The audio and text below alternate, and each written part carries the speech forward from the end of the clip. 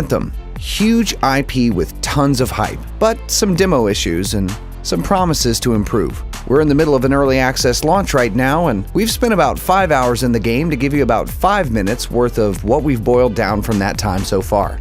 Does Anthem's full game experience live up to the hype, and how have they recovered from the speed bumps with their servers back during that demo period?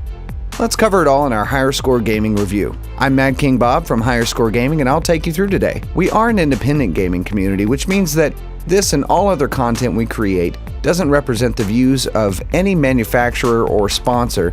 There are our opinions only. We're going to go through a couple sections in this review, and those include graphics and animation, audio, controls and gameplay, and some stuff for the family. Graphics and animation. The graphics are good. Particle effects are top-notch. There is no noticeable lag when the action gets heavy and those particle effects start going crazy. Lighting effects are fantastic, especially when you end up underwater and some sort of bioluminescent creature or glowing crystal formation makes you just stop and stare. Even just one trip around Fort Tarsis, the game's central hub, and you'll see how very immersive, living, and diverse the graphic content of Anthem is. Facial rendering and animations and the overall personality and lip sync of your NPCs are fantastic, making you wonder how so many other franchises haven't nailed it like this. Animations of players are accurate and they're very immersive. Audio. The audio seems pretty good. The soundtrack is fairly Hollywood standard action movie when the action heats up. The effects are appropriate and well executed. That means that the guns sound like guns, the big guns sound like bigger guns, and energy weapons are accurate too. The voiceovers are very well done. The environments do matter, so props to EA and BioWare there. When a weapon is fired or a line is spoken, it does feel like it's taking place in the environment that it's actually taking place in. In terms of audio, it doesn't have the depth of, let's say, a Battlefield 1, but it's definitely accurate and well packaged. Controls and gameplay. Gameplay is smooth and fluid, and the one thing that everyone is going to be talking about in terms of controls are the flight controls, and we're going to do that too. You remember that scene in Iron Man where he launched himself into a wall and then blowtorched about $2 million worth of exotic cars? And do you remember that other scene in Iron Man where he outmaneuvered a fighter jet? You're going to go on that entire journey in about 5 minutes time, and trust me, after that, you're going to be just fine.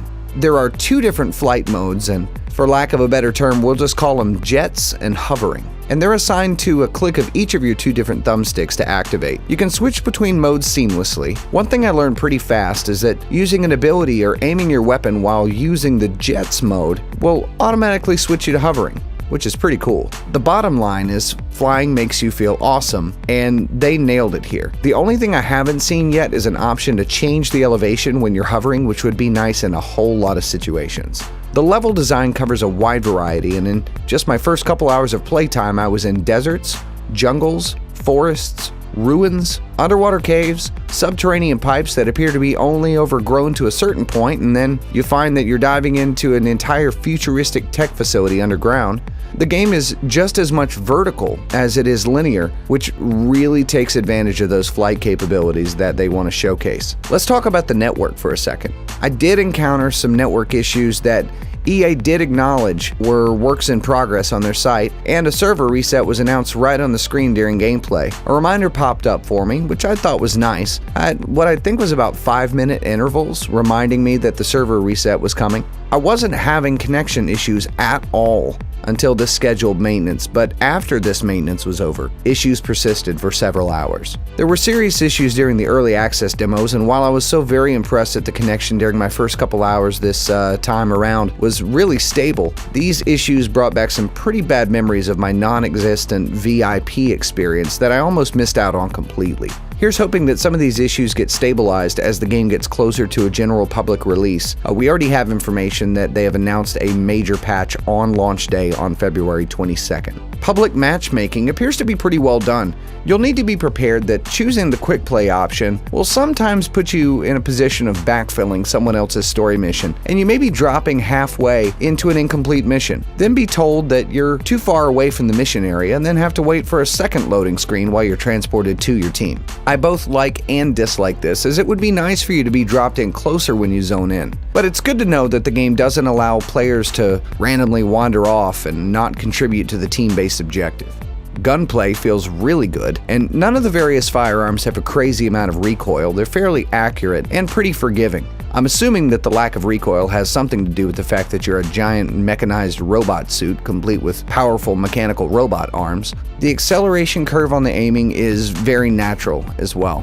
The abilities, like launching a cluster rocket, putting up a shield, or tossing a grenade, recharged extremely fast, and being a longtime Destiny player, there were significant opportunities that I missed to use these awesome and highly customizable options because I thought that they couldn't possibly be ready again yet. I'm pretty sure when I go back to Destiny now, the recharge on my abilities is going to feel pretty painful. Speaking of Destiny, one major difference in the progression of this game is that you only have one character, even though you have multiple Javelin suits that you can upgrade simultaneously and share customizations between.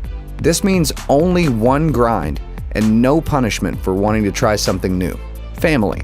From a family angle, this is what I'm picking up so far. There's zero blood, zero gore, no sensuality or nudity. There's a bar in Fort Tarsis that this early in the game isn't populated, but it doesn't appear that alcohol or substance abuse is a central theme in this story. There is some swearing, limited from what I've heard so far to A, D, and H. And it's not at a concerning frequency, although I don't believe it was necessary in order to deliver this story. In general, this is among the cleaner AAA titles that I've seen in the past few years.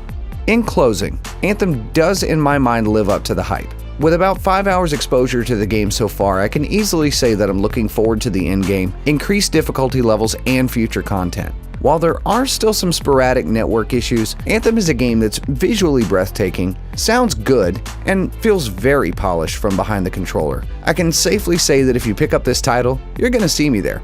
If this video was helpful to you in any way, please consider a like, subscription, and a click of that notifications bell to follow us on future content. You can also find us at www.higherscoregaming.com, and by March 2019, you can also find us on iTunes, Spotify, and Google Play under the Higher Score Gaming Podcast. You can also find us now on Twitter at A Higher Score. Thanks, and see you next time.